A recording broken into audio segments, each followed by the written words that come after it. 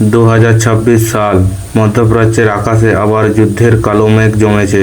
Israel এবং ইরানের মধ্যে উত্তেজনা এখন সরাসরি যুদ্ধের রূপ নিয়েছে। এই সংঘাত এখন পুরো বিশ্বের জন্য উদ্বেগ হয়ে উঠেছে। এই যুদ্ধ হঠাৎ করে শুরু হয়নি।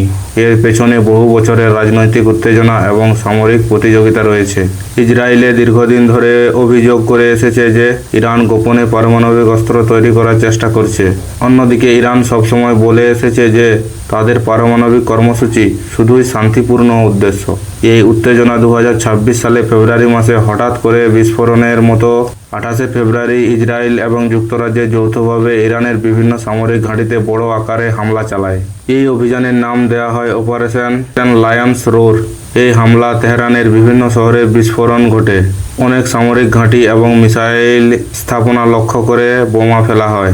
এই হামলার ফলে ইরানের শীর্ষ নেতৃত্বের বড় ক্ষতি হয়। কিছু রিপোর্ট অনুযায়ী ইরানের সর্বোচ্চ নেতা আয়াতুল্লাহ আলী খামেনি নিহত হন। এই খবর প্রকাশ হওয়ার পর পুরো বিশ্বে চাঞ্চল্য সৃষ্টি হয়। ইরান দ্রুত প্রতিশোধ নেওয়ার ঘোষণা দেয়। কিছুদিনের মধ্যে ইরান শত শত ব্যালিস্টিক মিসাইল এবং ড্রোন ছুঁড়ে দেয়। এই মিসাইলগুলোর লক্ষ্য ছিল ইসরায়েলের শহরে এবং মধ্যপ্রাচ্যে থাকা মার্কিন ঘাঁটি। ইসরায়েলের বিভিন্ন শহরে সাইরেন বাজতে শুরু করে। মানুষ দ্রুত আশ্রয় কেন্দ্রে দৌড়াতে থাকে। ইসরায়েলের শক্তিশালী আকাশ প্রতিরক্ষা ব্যবস্থা অনেক মিসাইল ধ্বংস করে, তবুও কিছু মিসাইল শহরের ভেতরে আঘাত আনে। এই বড় হামলার আবাসিক এলাকায় বিস্ফোরণ ঘটে। এই হামলায় অন্তত 19 জন মানুষ নিহত এবং হাজারের বেশি মানুষ আহত হয়। এই ঘটনায় পুরো ইসরায়েল জুড়ে আতঙ্ক ছড়িয়ে পড়ে। কিন্তু যুদ্ধ এখানেই থেমে থাকেনি। ইসরায়েল আবার পাল্টা হামলা শুরু করে। ইসরায়েলি বিমান বাহিনী ইরানের বিভিন্ন সামরিক ঘাঁটি লক্ষ্য করে আকাশে হামলা চালায়। তেহরানের অনেক শহরে বিস্ফোরণের খবর আসে। কিছু রিপোর্টে বলা হয়েছে যে ইসরায়েল ইরানের সামরিক চেকপোস্ট ও গুরুত্বপূর্ণ স্থাপনা লক্ষ্য করে হামলা চালিয়েছে। এদিকে ইরান আক্রমণ চালিয়ে যাচ্ছে। ইরান শুধু ইসরায়েল নয়, মধ্যপ্রাচ্যের অন্য দেশেও মিসাইল এবং ড্রোন হামলা চালায়। সংযুক্ত আরব আমিরাতের দিকে শত শত ড্রোন এবং মিসাইল ছোঁড়া হয়। 28 ফেব্রুয়ারি থেকে শুরু করে কয়েকদিনের মধ্যেই ইরান প্রায় 285টি ব্যালিস্টিক মিসাইল এবং হাজারের বেশি ড্রোন হামলা চালায়। এই হামলায় কয়েকজন নিহত এবং শতাধিক মানুষ আহত হয়। এই ঘটনায় মধ্যপ্রাচ্যের অনেক দেশ আতঙ্কিত হয়ে পড়ে। অনেক দেশ তাদের আকাশপথ বন্ধ করে দেয়। বিমান চলাচলেও বড় ধরনের সমস্যা তৈরি হয়। অনেক আন্তর্জাতিক ফ্লাইট বাতিল করা হয়। এদিকে এই যুদ্ধের প্রভাব পড়তে শুরু করে বিশ্ব অর্থনীতিতে। বিশেষ করে তেলের বাজারে বড় অস্থিরতা দেখা দেয়। মধ্যপ্রাচ্যের একটি গুরুত্বপূর্ণ সমুদ্রপথ হল হরমুজ প্রণালী। বিশ্বের প্রায় 20% তেল এই পথ দিয়ে পরিবহন করা হয়। যুদ্ধের কারণে এই এলাকায় উত্তেজনা বেড়ে যায়। অনেক জাহাজ এই পথে চলাচল বন্ধ করে দেয়, ফলে তেলের দাম দ্রুত বাড়তে শুরু করে। বিশ্বের বিভিন্ন দেশে জ্বালানির দাম বেড়ে যায়। এই পরিস্থিতিতে অনেক দেশ উদ্বেগ প্রকাশ করে জাতিসংঘে জরুরি বৈঠক ডাকে।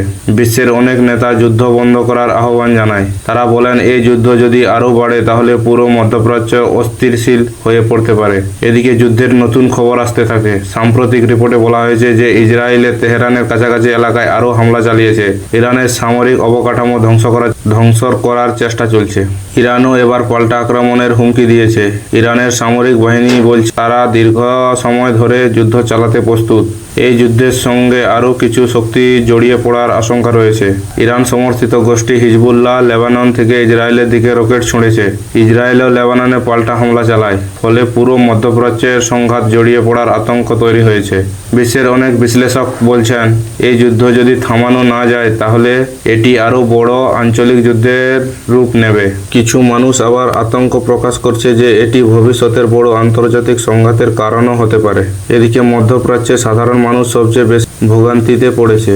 অনেক শহরে আতঙ্কের পরিবেশ। মানুষ আশ্রয় কেন্দ্রে রাত কাটাচ্ছে। শিশুদের স্কুল বন্ধ হয়ে গেছে। অনেক পরিবার তাদের বাড়ি ছেড়ে নিরাপদ স্থানে চলে যাচ্ছে। হাসপাতালগুলো আহত মানুষে ভরে যাচ্ছে। ডাক্তাররা দিনরাত কাজ করছে। এই যুদ্ধ শুধু ইরানের সৈন্যদের যুদ্ধ নয়, এটি সাধারণ মানুষের জীবন। এদিকে বিশ্বের বড় বড় দেশ পরিস্থিতির দিকে নজর রাখছে। কেউ কেউ যুদ্ধ বন্ধ করার জন্য কূটনৈতিক আলোচনা শুরু করার চেষ্টা করছে, কিন্তু এখনো পর্যন্ত স্থায়ী কোনো সমাধান দেখা যায়নি।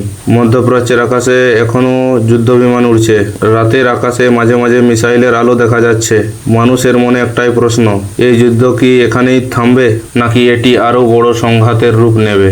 এই প্রশ্নের উত্তর এখন অজানা। তবে একটি বিষয় নিশ্চিত, ইসরায়েল এবং ইরানের এই সংঘাত ইতিমধ্যে বিশ্ব রাজনীতিতে নাড়া দিয়েছে। বিশ্বের অর্থনীতি ও রাজনৈতিক ও নিরাপত্তার উপর এর বড় প্রভাব পড়েছে। এখন পুরো পৃথিবী তাকিয়ে আছে মধ্যপ্রাচ্যের দিকে। সবাই অপেক্ষা করছে কবে এই যুদ্ধ শেষ হবে।